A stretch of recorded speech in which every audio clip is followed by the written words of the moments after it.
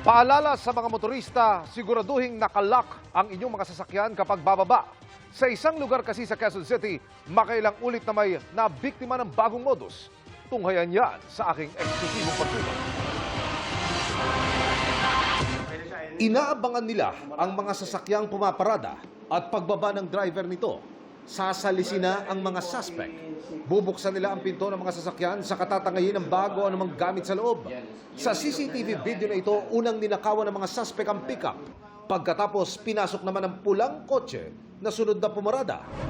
Sa mas malapit na kuha ng CCTV, makikita kung gaano kabilis sinalisikan ng mga suspect ang driver ng pulang kotse na isang piloto. Pagbalik ko, napansin ko wala na yung bag ko. Organized siya, may lookout siya. Tapos, pani mga bata rin, may lookout sa kabila, sa malayo. Matapos ikasa ang pagnanakaw, tatawid ang mga suspect sa Center Island at tatakbo sa looban papasok sa eskinitang ito kung saan sila-sila na lang ang nagkakakitaan.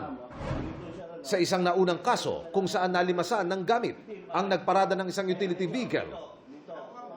May nanita namang concerned citizen sa mga suspect pero dinuraan siya ng isa sa mga suspect. Ang modus na tila pinaghalong salisi at bukas kotse gang ang modus.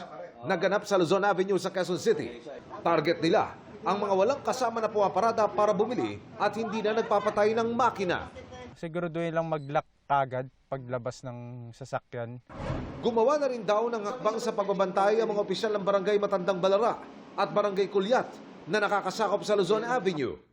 7 lahat po yung CCTV operators. Ano mang makita nila na kaduda-duda o kahina-hinala, agad nire-report yan sa aming BPSO and the BPSO takes appropriate action. Meron na rin po tayong dalawang pangyayari na nahuli naman po natin yung mga suspect. No?